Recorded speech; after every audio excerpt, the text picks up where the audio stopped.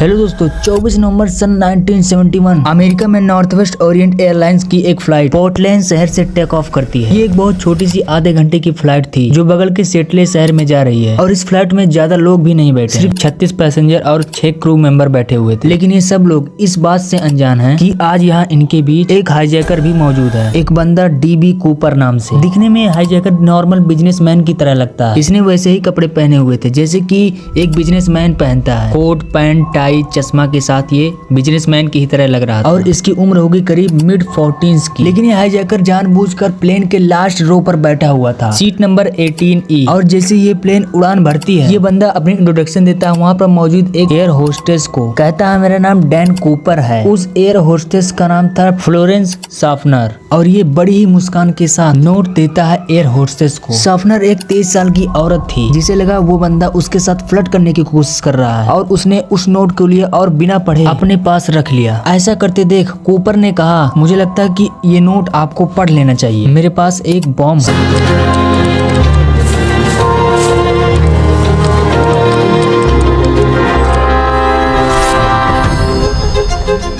ने जब उस नोट को खोला तो वहाँ बड़ी नीट हैंडराइटिंग के साथ क्लियरली लिखा हुआ था वहाँ पर, miss I have a bomb in my briefcase and I want you to sit by me. Schaffner Cooper के साथ साइड में बैठ जाती है, लेकिन उन्हें अभी भी यकीन नहीं था कि इसके पास बॉम्ब है। तो कूपर अपना सूटकेस खोल कर दिखाता है। उस सूटकेस में कुछ लाल लाल से सिलेंडर और उसमें एक बड़ी सिलिंड्रिकल बैटरी रखी हुई थी। इसमें कोई भी शक नहीं था कि ये बॉम्ब ही है। कूपर अपनी डिमांड से एयर होस्टेस के सामने ये रखता है। फिर कूपर एयर होस्टेस से कहता है मुझे $2 लाख चाहिए आज शाम 5 बजे तक, वो भी कैश, और ये सारे कैश को मुझे बैग में रख कर देना और साथ ही साथ 2 पीछे के पैराशूट और 2 आगे के पैराशूट मुझे चाहिए। जब हम नीचे लैंड करेंगे तो एक फ्यूल टैंक रिफ्यूलिंग के लिए होना चाहिए। और ये हाईजैकर कहता है कुछ भी होशियारी दिखाने की जरूरत नहीं है, नहीं तो इस फ्लाइट को बॉम्ब से उड़ा देंगे। प्लेन में बैठे बाकी पैसेंजर को ये कुछ भी बात नहीं पता चला और एयर होस्टेस साफने चाहती भी नहीं थी पैसेंजर्स को ये बात पता चले। वो चुपचाप प्लेन के कॉकपिट में जाती है और कूपर का वो नोट प्लेन के पायलट्स को दिखाती है और एक दूसरी एयर होस्टेस टीना मकलू को भी यह बात पता चल जाती है और वो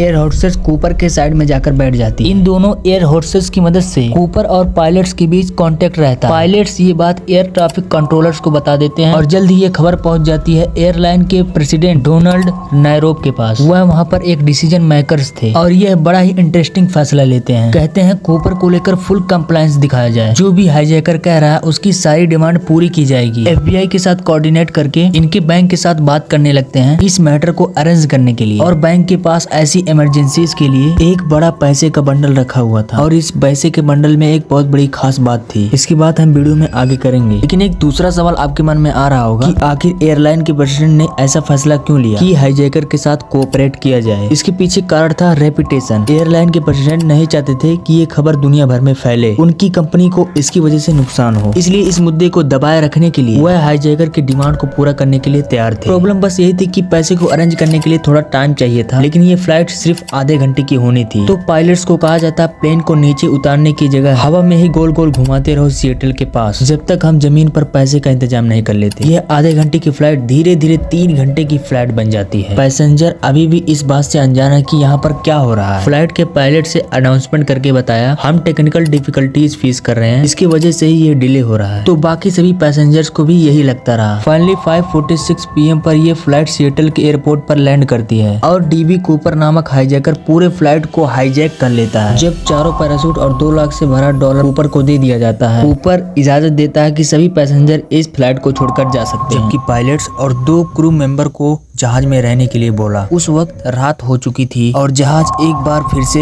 टेक ऑफ कर गया। डैन कूपर ने अपने साथ बैठी टीना मकलू के जरिए पायलट्स को कुछ इंस्ट्रक्शन भेजा। वह चाहता था कि जहाज के लैंडिंग गियर और फ्लैप्स खुले रहें और एल्टीट्यूड 10,000 फीट हो, स्पीड 320 किलोमीटर पर आवर हो और फ्लाइट को सीधा मैक्सिको सिटी पहुंचाया जाए। पायलट्स ने बाकी तमाम डिमांड्स तो पूरी कर दी, लेकिन फ्लाइट को सीधा मैक्सिको सिटी ले जाना फ्यूल के लिए पॉसिबल नहीं था। फिर पायलट्स ने डैन कूपर को 2 ऑप्शन ऑप्शन दिए रिफ्यूलिंग के लिए। पहला ऑप्शन दिया रिनो और दूसरा ऑप्शन दिया फिनिक्स। फिर डैन कूपर रिनो पर राजी हो गया। दूसरी तरफ लोकल और फेडरल अथॉरिटीज भी अपना काम कर रही थी। 2 फाइटर जेट्स को जहाज के पीछे रवाना किया गया, लेकिन वह इतना स्लो स्पीड मेंटेन नहीं कर पा रहे थे, इसलिए उन्होंने जहाज के आसपास चक्कर लगाना शुरू कर दिया। रात के समय जहाज रिनो की तरफ रमा दमा हुआ था। इतने में डैन कूपर ने पास बैठी टीना मकलुब को कॉकपिट में जाने के लिए कहा, जहां 2 पायलट और एक फ्लाइट अटेंडेंट मौजूद थी। जब टीना कॉकपिट का दरवाजा बंद करने के लिए मुड़ी तो उसने आखिरी बार ऐसा नजारा देखा कि डैन कूपर अपनी कमर पर कुछ बांध रहा है। उसके बाद जहाज की सीढ़ियां खुली और डैन कूपर ने छलांग लगा दी। इसके बाद जो कुछ भी हुआ पिछले 50 सालों से इसके बारे में डिस्कस किया जा रहा है। 3 घंटे के बाद जब फ्लाइट रिनो में लैंड किया, उसके बाद पूरे फ्लाइट को चेक किया गया। फिर जहाज में ना ही डीबी कूपर था और ना ही कोई बॉम्ब था। न सिर्फ जहाज में बल्कि अभी तक कहीं भी डीबी कूपर का पता नहीं लग पाया। आखिर डैन कूपर कौन था और पूरे अमेरिका की आंखों में धूल झोंककर कहां वो चला गया। ये केस ऐसा केस था जिसके बारे में आज तक चर्चा किया जा रहा है और ये केस आज तक बंद नहीं हुआ। डैन कूपर को फ्लाइट से जंप करते हुए कोई नहीं देखा था, लेकिन स्टेयर केस खुला रह जाने की वजह से यह बात क्लियर थी कि उसने रिनो और सिएटल के बीच में कहीं छलांग लगाया होगा। FBI ने जहाज की जांच शुरू कर दी,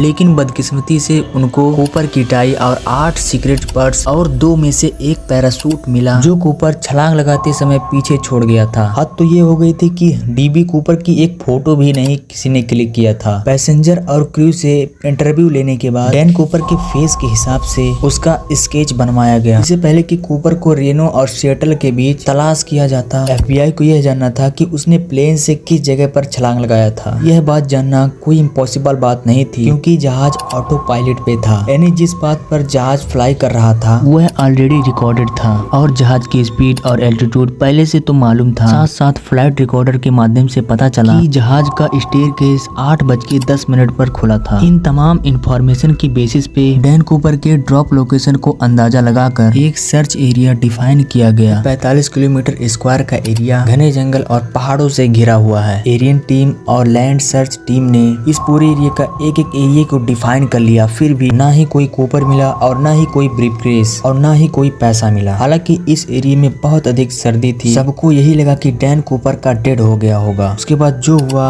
वो FBI के वैमो विमान में भी नहीं था। अमेरिका में पहली बार ऐसा हुआ कि FBI ने पब्लिक से हेल्प लिया इस केस के लिए। डैन कूपर के स्केच और $2 लाख का सीरियल नंबर भी अखबारों में छपा हुआ है और डैन कूपर के बारे में कोई भी इंफॉर्मेशन देने के लिए इनाम भी बयां किया गया। उनका कहना था कि अगर कूपर जिंदा होगा तो वो पैसा जरूर कहीं ना कहीं खर्चा करेगा। लेकिन मामला अभी खत्म नहीं हुआ। करीब 9 सालों के बाद यानी 1918 में सदर्न वाशिंगटन में कोलंबियन रिवर के किनारे एक बीच है जिसको टीना बार कहा जाता है। यहाँ एक बच्चा अपने पेरेंट्स के साथ खेल रहा था जब उसको रिवर के किनारे नोटों की 3 गड्डियाँ मिली। यह $20 के नोटों की गड्डियाँ थी जो टोटल $5,800 बनते थे। बच्चे के पेरेंट्स इस पैसे को लेकर FBI के पास गए। बदकिस्मती से इनके सीरियल नंबर उस नोटों से मिल गए जो डैन कूपर लेकर गया था। डैन कूपर हाईजैकिंग के केस में 9 सालों के बाद यह पहली प्रोसेस थी, लेकिन बजाय केस को सॉल्व करने के इस केस को उलझा कर रख दिया गया, क्योंकि यह पैसे ड्रॉप लोकेशन से 27 किलोमीटर दूर पाए गए थे। पहले यह समझा गया कि ड्रॉप जोन में लुइस रिवर में यह पैसे गिरे होंगे और वहां से बह के कोलंबिया रिवर तक आए होंगे, लेकिन बाद में यह नोटिस किया गया कि कोलंबिया रिवर अपोजिट डायरेक्शन में फ्लो करती है, यानी ये पैसे लुइस रिवर से बहकर टीना बार बीच तक नहीं पहुंच सकते। FBI को ये मामले को लेकर सुलझने के बजाय उलझता ही जा रहा था। न सिर्फ इतना बल्कि टीना बार बीच जहां से पैसे बरामद हुए थे, यहाँ 1974 में खुदाई का काम चल रहा था। हाईजैकिंग के 3 सालों के बाद टीना बार बीच के किनारे एक्स्ट्रा रेत डाली गई थी और मिलने वाले पैसे इस रेत के अंदर पाए गए थे। इस नई इन्फॉर्मेशन से तो यह जाहिर होता है डैन कूपर या फिर उसके किसी साथी ने जानबूझकर केस को उलझाने के लिए 3 सालों के बाद टीना बार बीच पर यह पैसे रेत के अंदर रखे होंगे। इस केस को लेकर FBI ने ऊपर जैसे दिखने वाले लोगों से इन्वेस्टिगेशन की, लेकिन कोई सबूत न मिल सका। कई थ्योरीज यह भी कहती है कि कूपर कोई ट्रेन मिलिट्री कमांडो था, क्योंकि जो पैराशूट वो अपने साथ लेकर गया था वह एक मिलिट्री पैराशूट था और उसको ऑपरेट करना उस पैराशूट से ज्यादा मुश्किल था जो वह प्लेन में ही छोड़कर गया था।